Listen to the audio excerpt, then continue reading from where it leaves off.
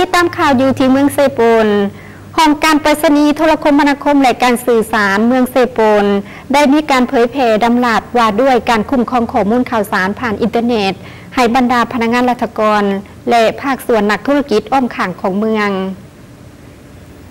ในวันที่ 19 มิถุนายน ปี 2015 ที่ผ่านมานี้ทางห้องการไปรษณีย์โทรคมนาคมและการสื่อสารเมืองเซโปนได้จัดกองประชุมเผยแพร่ดำลับว่าด้วยการคุ้มครองข้อมูลข่าวสารผ่านอินเทอร์เน็ตให้บรรดาพนักงานราชการนักธุรกิจห้างห้านทั่วเมืองขึ้นโดยการเป็นประธานของฐานวงไซไสยจักรห้องเลขาผักเมืองห้องเจ้าเมืองเซโปน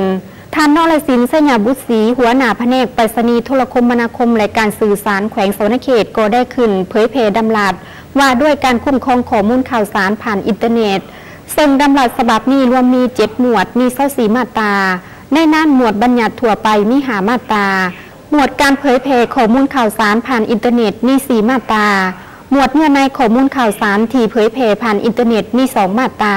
หมวดหน้าที่ของผู้ให้บริการและผู้ใช้บริการอินเทอร์เน็ตมี3มาตราหมวดข้อห้ามมี3มาตราหมวดการคุ้มครองข้อมูลข่าวสารผ่านอินเทอร์เน็ตมี5มาตราหมวดมาตรการจะตั้งปฏิบัติมี2มาตราที่ได้กำหนดหลักการระเบียบการและมาตรการในการคุ้มครองอินเทอร์เน็ตเพื่อหับประกันความมั่นคงของชาติความสงบและความเป็นระเบียบเรียบร้อยของสังคม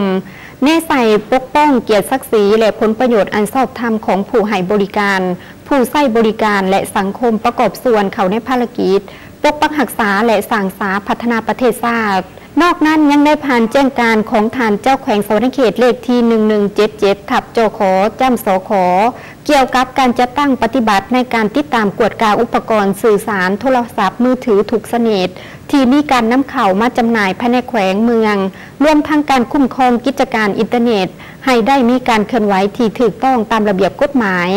ทั้งนี้ก็เพื่อให้บรรดาพนักงานราชการนักธุรกิจและห้างห้านต่างๆรับรู้อย่างทั่วถึงและนำไปจัดตั้งพันขยายให้ถูกต้องตามระเบียบกฎหมาย